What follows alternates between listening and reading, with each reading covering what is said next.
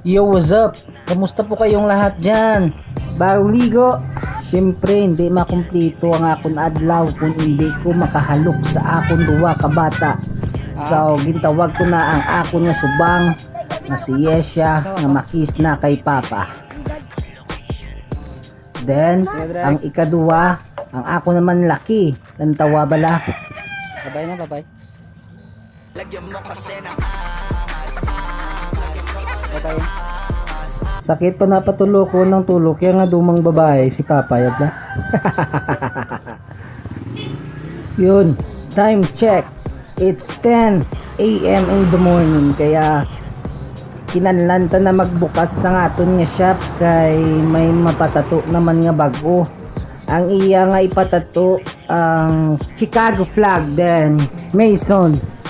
So tara, ang aton gali kliyente is from Chicago then abi ko siya lang ang mapatato pero nakibot ko nga upo diyang iya nga misis mapatato man pay white tanda kamaan nga darwa kami kya.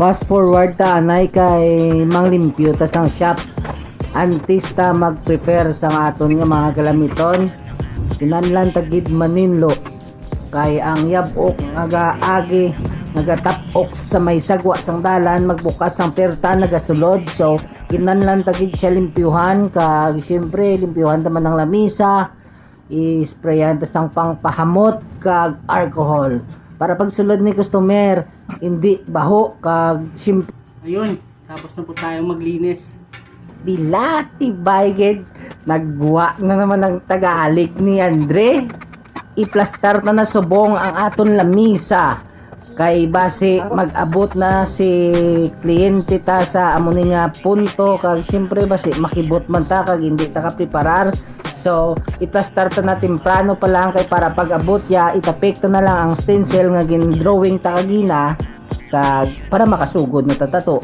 so chill and relax samtang nagalantaw labay man akon nagapasalamat kid ko gali kay si boss nakaintindi man sang Ilonggo kag makaistorya man sang Ilonggo kay kun hindi sa kaintindi Ilonggo ba paluyan man hindi gid kami nga duwa mag-intindihan ay na araw tawlaw the FBI agent's trying to track him down but at the end FBI agent goes si Willem Dafoe he goes you know you're doing what I've always wanted to do. Oh, so he helped them kill. so sa punto nga dire nakita na ni boss kag nakita ko man kay boss nga lipay man sa tungod sa atong nga obra so nagaputi na ko kay manugtapos na kita kag syempre hindi pwede matapos ang atong nga video tama pa kadako nga antuson ni boss para matapos ang amon nga pyesa para siya day 1 done. Yo, what's up everyone? Day 2 of tattoo session, same client. Let's go! Sa punto nga de, duwa na kami ang artist nga nagatira kay boss. Wala to pero ginpamangkot ko sa anay kung pwede ko ni videohan kag kung pwede ko sa dalon sa ako nga vlog samtang nagatato kami. So hambalya, it's okay. Go!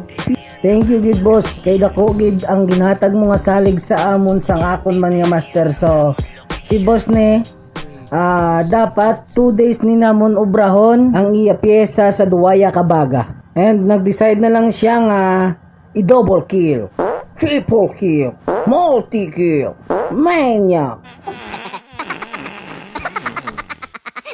Siyempre joke lang to pero believe kami ni kay boss kay isa ka agoy, duwa ang gahulag nga baga. Kag grabe gid ang iya pain tolerance. Nag-ayo si sir nga mag-break kami anay kay may nyapon. When you go, lagyan naman yung from Staten Island. Sa punto nga ni, tapos na ko kag gapasalamat si boss kay isa na lang gid ang iya antuson. So, dire na lang kita hasta napalawig na naman ang aton nga video. Then nari ang akon obra sa day 1, Chicago flag and Mason logo. Day 2, Saint Michael. Pero damo-damo da si Sir may pagpalain. So nakita nyo man sa aton nga obra. Salamat gid sa mga suporta nyo nga ginahatag sa amon. Gabay pa nga magpadayon kag ari gali ang obra sa nga akong nga master nga si Sir Jan Mosquera. Ang iya ni is Dragon kag gusto ni Sir nga nagkakapyot sa umay nga tato. So it's done. Thank you so much kag tani padayon ka mga magpamati sa amon kag maglantaw sa amon mga video. Muda mo gid salamat sa liwat.